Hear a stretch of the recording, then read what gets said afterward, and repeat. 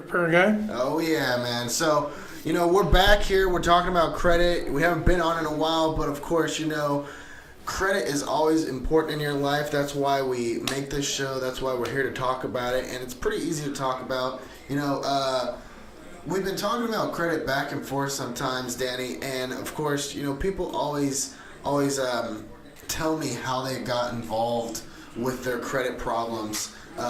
What sort of problems do you see out there that people have gotten involved with and everything? Well, the funniest one, to be honest with you, is people in credit cards. What happens is they get a credit card. They don't max it out all the way, but say they have a $300 limit and they put $290 on it, and then when the interest rate hits, they're over the $300. Oh, yeah. So then they go, you know what? If I can't use it no more, why am I going to pay on it? Yeah. They don't realize that. Because the minimum payment on a $300 credit card is about $25 a month. Right. So they go, well, if I can't use it again, I'll just let it go bad. Yeah. Instead of going, well, if I start paying it down, I'll still have good credit, and then I can use it, and it's not going to affect my credit score. But they let it go, and that's one of the ones that I've really, really seen lately. Yeah, some people using their credit cards and everything, they don't exactly pay it off. Sometimes you try to use something ahead of time and you're saying, hey, let me use my credit card, and you don't think to use it later. It actually affects your credit right there within a couple of months and everything because of your credit usage and everything. Well, like I always tell everybody, keep your app. If you have a Capital One, get the Capital One app. Do the monthly payments through the app, where it's automatic. Of the minimum payments. If you decide you want to make more of a payment, make more of a payment. Yeah. But at least your minimum is in and you don't have a late payment. Yeah. I've did that. I used to make the minimum payment, and now that I actually use my credit card, I just try to pay the whole thing off when I get it done. Just because I know the money's going to be there. I just know I have to plan for it. I used to just make the minimum payment. Now I just either don't touch the card or use it and just make it all back. Well, it's like the story of one of my clients. His wife came to me and said, my husband has $15,000 in the bank, but he has $20,000 in outstanding credit. So he's keeping his money. He's keeping his money, but he's maxed out on everything else. Yeah. And it's like, well, why doesn't he pay pay $15,000 to everything, and then have that in credit, which is going to boost your score, which is still accessible to you. I mean, you still use it almost the same other than cash transactions. So that almost everything nowadays uses credit cards or whatnot. Well, and it's just you can't rent a car with your debit card. Right, exactly. So he went to Chicago for his nephew's army, Oh no! And so he went to rent a car, and they wouldn't rent it to him because his credit card was maxed out. And I'm sure he was sitting there thinking, man, I have $15,000 in the bank. I could practically buy this car, or I could repair this car, I could fix this car, I have insurance. What's going on? And they're like, well, your credit card's maxed out. Yeah, well, and he told the guy that.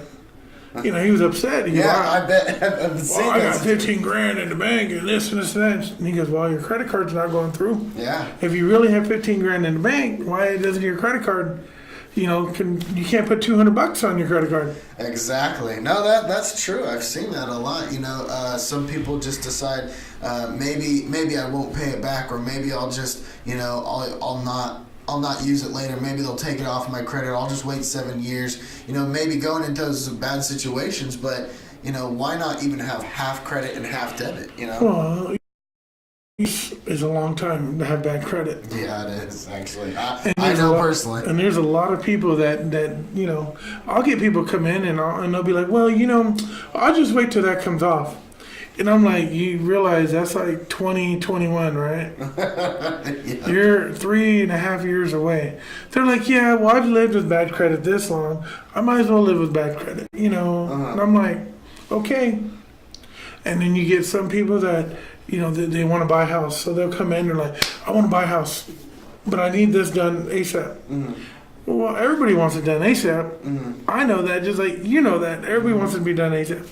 But there's still, time and limitations of a dispute goes in and it takes 30 days to 45 days. And that goes from us to the credit bureau. Yeah. The bureau logs in their system. That might take them 2 weeks. It goes to the creditor. The creditor has it. They have 30 days to respond back to the credit bureau. And then it gets sent to you. Yeah. That could take a whole 60 days. And so that's the process, guys. I mean, if you guys are trying to pay it off, and that's one route to go, it's a hard route. But if you let it go into being a dispute, a negative credit on your actually credit, it actually turns into a battle that way, right? So it's either or, and it's always either an easier battle just to go ahead and figure it out right there and get it all taken care of before it turns into a negative on your credit. Well, and if you have a negative on your credit, it's already in collections or it's already a charge off. I mean, don't try to settle with them. It's already damaged your credit. You might as well get it prepared. You know what's crazy is I was actually talking to you, and I had some sort of bill collector or quote unquote lawyer call me, right? And everything, and I remember this, and I even called you, and you were like, well, I mean, talk to him. And so I talked to him. I called him, and he threatened me that he was going to go ahead and put it in a trial and situation, and I was going to put it in a judge, and then I was going to take my income away for what I do and get it. And I called back, and he didn't call back, and he was like, I have to do it today. I'll get it done today, or it's not going to be done. I'm not going to let you do it. And so it was such a weird situation that these guys will pressure you into thinking that they're a lawyer or that something's negative going to happen in your life. Well, they have a scare tactic. They do, and they get scarier as the years go by, too. And out of the 9,000, 10,000 clients we've had in the past 8 years, I'll say maybe 5 have gotten sued by a company. Maybe 5. That would have to be a pretty big account. What's the smallest account that a person has been sued for? About $6-7 grand. I mean, that's still pretty small. Comparably, I don't even have that. And But usually it's, 25, 30 grand. Absolutely. That's why when we see someone's credit report, we'll look at it and say, sorry, we can't do anything for you. Because we know that once we put that dispute in, let's say it was Discover and you owe them 25 grand, they're going to come after you. Absolutely. And they have big pockets. They have money. I always tell people the big credit cards are going to be the heavy hitters. They're the ones that are hard. Yeah. And so looking at just some of the stuff as we go into what the personal credit that people have had problems with, I've seen most people have past relationships, whether it be a man or a woman, or, a boyfriend or girlfriend, to where you guys have taken your credit and you've put it towards your significant other, and now you aren't in that relationship anymore, and maybe they have a device, they have a vehicle, they have a house, maybe even in your name, and it's something where you have to figure that out and come into that, and then you have to deal with it. And so I've seen a lot of people have those problems, and you've said, you can take care of those problems to where it's just you got to start working at it, Well, the problem is, like, when you buy a car or you buy a house with someone else, you can't just take your name off of that. Yeah. You have to refinance it. Yeah. And that's what people don't understand. It's a hard part. Now if you have I have a credit card and I add you to it as an authorized user, at any time I can take you off and you won't have access to it. Yeah. But when it becomes an installment loan, it has to be refinanced. Yep. Just like you said, people they're dating and they'll put, the girl, they'll get the girl and put her on a car, and his name's on it. Even women, I'll tell you, even women will put their boyfriends on the car, and you've seen sad situations, right. Similar on both ends. So yeah, because sometimes if you have good credit and I have bad, and we go to get a car and it's gonna be $600 a month with a 19% interest rate, unless you add her, and then it's gonna be $400 a month with a 9% interest rate. And both of you are like, yeah, and that's great. Yeah, at that time, she's like, well, yeah, that'll save you $200 that could go towards rent, or it could go towards something else. Until you break up. Well, guys, we're going to take a quick break really fast, but any questions you guys have on credit, we're here to answer it, and, we're here to give you advice. We'll be back in just a minute.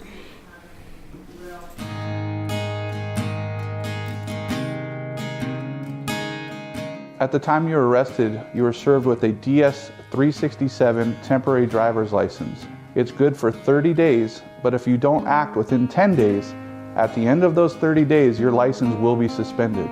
It's important for your lawyer to contact the DMV for you. Set up a driver's license administrative hearing so that your license does not go into suspension. That's something here at Bramer Law we do for you.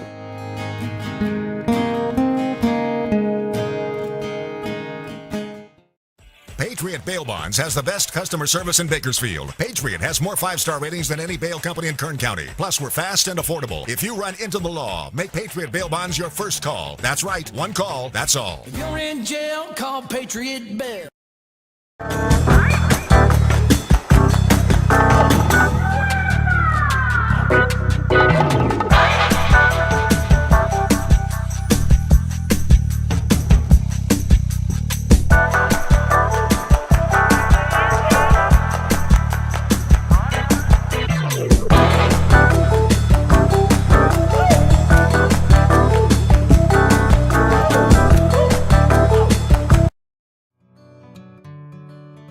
Your home is perfect. Until it's not. We understand that life has its changes. As your family grows, we're here to help grow with you. Because taking care of your family is important to you and important to us. Your story starts here with Cornerstone Mortgage. All right, guys, we're back answering all of your credit questions and talking about credit repair, credit advice, credit improvement, everything about credit. So, Danny, what are some suggestions you can do to start on your credit as in improving it today? First of all, I'd say get a secured credit card. If you can't get approved for a regular credit card, get it secured. What that means is you put your money in. Mm-hmm. So you go to like Bank of America, Capital One. I don't know who else does it. I don't think Chase does it. But some of these banks. Wells Fargo. I have Wells Fargo. Okay, so Wells Fargo. There. So you put your money in, and they'll give you an open line of credit that's going to show on your credit report, and it'll be whatever money you put in, right. $300, $500,000, whatever it is. And then when you use it, you pay yourself back the money, but you're also being charged an interest rate from the bank. It's like an open line of credit. It's like a but it's open line, exactly. But since you have bad credit, or maybe you don't have established credit yet, you have to put that money down so the bank trusts you that you're going to pay back that credit card. Right, and then usually, like in a year's time, they'll give you a regular credit card, and they'll usually either take your money and send you a check, or they'll just, they'll let you have that as well. So you have two open lines of credit. Yeah, you actually have a question here. It says, can I just call the collector and work a deal out with them, or do I get a better deal on a settlement offer? And then how much does it cost to clean up? Oh, okay. So we have Peter Graff here. He's asking some questions about how much it costs to clean up your credit, which Danny provides these solutions over at Danny Taylor Solutions for all your credit. He'll answer all your credit questions. You can contact him personally. That's how I got my credit started with him, and that's how I've been working on my credit. But yes. Well, sometimes it's like this. It depends on where you're at with your situation as does a collector, like, or is it in collections? Is it a charge off already? Are you just behind and you're trying to catch up? Is it in collections yet? If it's not in collections, settle out. That way it doesn't get to collections. Absolutely. Just like I said, you don't want it going that route.